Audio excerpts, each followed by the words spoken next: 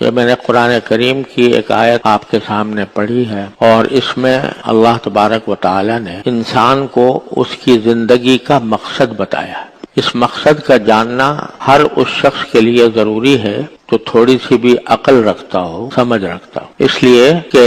ہم صدیوں سے یہ بات دیکھتے چلے آ رہے ہیں کہ انسان ماں کے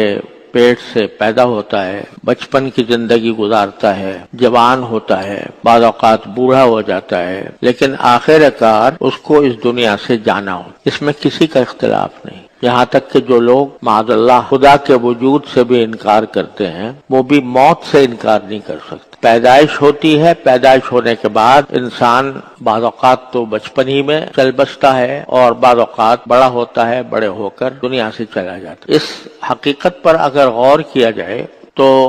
یہ سمجھنے میں دیر نہیں لگے گی کہ یہ زندگی جو ہے یہ ایک سفر ہے، اور اس سفر کی آخری منزل قبر ہے۔ تو جب بھی کوئی شخص کسی سفر پر روانہ ہوتا ہے، کسی بھی کام کے لیے سفر کر رہا ہو، تو اس کے سامنے کوئی مقصد ہونا چاہیے کہ میں کیوں جا۔ اگر آپ یہاں سے لاہور کا سفر کریں تو کوئی دل میں مقصد ہوگا کہ بھئی کیوں جا رہا ہوں لاہور۔ کوئی تجارت کرنا مقصد ہوگا، کسی عزیز رشتہ دار سے ملنا مقصد ہوگا، کسی دوست سے ملاقات مقصد ہوگا، اور ہو سکتا ہے کہ ساروں سیاحت ہی مقصد، لیکن مقصد کوئی دن میں ضرور ہوتا ہے۔ چھوٹے سے چھوٹے سفر میں بھی انسان کا کوئی مقصد ہوتا ہے اس سفر سے۔ کوئی بھی انسان ایسا نہیں ہے جو کسی مقصد کے بغیر ایسے ہی روانہ ہو جائے اور پتہ نہ ہو کہ میں کیوں جا رہا ہوں اور میری منزل جو ہے وہ کیا ہے اور کس مقصد کے لیے میں اس منزل تک پہنچنا چاہتا ہوں۔ کوئی بھی شخص جس کے اندر ذرہ برابر بھی عقل ہو، وہ بغیر مقصد کے سفر پر روانہ نہیں ہوتا۔ لیکن انسان کا یہ سفر چونکہ ذرا لمبا ہوتا ہے، یعنی بعض اوقات ہو سکتا ہے 60 سال کا ہو، 65 کا ہو، 70 کا ہو، 80 کا ہو، تو وہ آدمی ساری زندگی گزارتا رہتا ہے اور یہ ذہن میں نہیں ہوتا کہ میں کیوں زندہ ہوں اور میں کیوں دن رات گزار رہا ہوں جبکہ آخر مجھے جانا ہے یہاں سے۔ تو کوئی آدمی، اکثر و بیشتر ہم لوگ جب پیدا ہونے کے بعد یہاں کی رنگینیاں دیکھتے ہیں، یہاں کے ضروریات دیکھتے ہیں، یہاں کے مزے دیکھتے ہیں، تو یہ بھول جاتے ہیں کہ ہم کیوں پیدا ہوئے، اور یہ سفر ہمارا یقیناً ختم ہونے والا ہے کسی نہ کسی وقت۔ تو یہاں آنے کا مقصد کیا تھا؟ اب اس آنے کا مقصد ایک صورت تو یہ ہے کہ آپ خود طے کر لیں کہ بھئی تم خود طے کر لو کہ اس زندگی کا مقصد کیا ہے، لیکن خود اس لیے طے نہیں کر سکتے کہ تم اپنے اختیار سے تو نہیں آئے تھے۔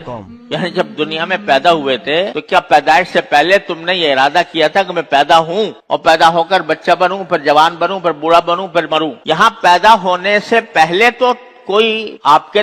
مقصد تصور کرنے کا سوال ہی پیدا نہیں ہوتا۔ پیدا ہونے کے بعد اگر آپ کوئی خود اپنی طرف سے کوئی مقصد طے کریں تو ایسا ہے جیسے بے ارادہ چل پڑے اور جب ہوش آیا تو اس وقت کوئی بات طے کر لی، حالانکہ مقصد تو کسی بھی فعل کا اس وقت کیا جاتا ہے جب ابھی وہ فعل کا آغاز ہو رہا ہو، اس سے بھی پہلے۔ اس لیے انسان کا تو کام ہے نہیں کہ وہ اپنے زندگی کے اس سفر کا مقصد طے کرے، کیونکہ زندہ ہونا اور دنیا میں آنا انسان کے اختیار میں سے نہیں ہوا، یہ کسی پیدا کرنے والے نے اس کو پیدا کیا ہے۔ تو اب وہ پیدا کرنے والا ہی صحیح بتا سکتا ہے کہ میں نے کیوں پیدا کیا، لہذا اس کے سوا کوئی چارہ نہیں ہے کہ بندہ یہ پہلے اللہ تعالی سے پوچھے کہ یا اللہ آپ نے مجھے اس دنیا میں بھیجا، اتنا لمبا سفر میں طے کروں گا، بچپن بھی گزاروں گا، جوانی بھی گزاروں گا، بڑھاپے بھی گزاروں گا، تو میرے اس دنیا میں آنے کا مقصد کیا ہے؟ تو قرآن کریم نے اس ایک آیت میں وہ مقصد بتا دیا۔ اللہ تبارک و تعالی جس کے بارے میں ہر مذہب کا انسان یہ مانتا ہے کہ پیدا کرنے والا وہ ہے، چاہے وہ مسلمان ہو،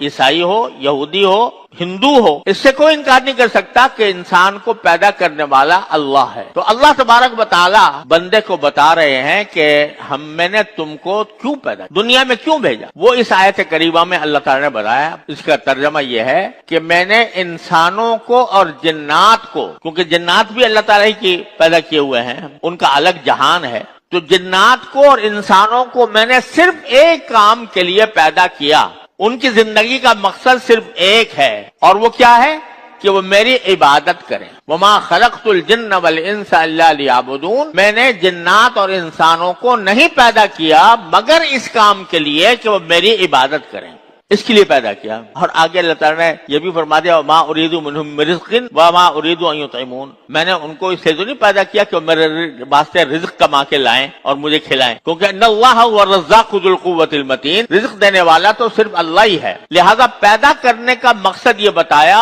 کہ جب انسان ہو یا جن ہو، جب دنیا میں پیدا ہو، دنیا میں آئے تو وہ زندگی میری بندگی میں گزارے، میری عبادت میں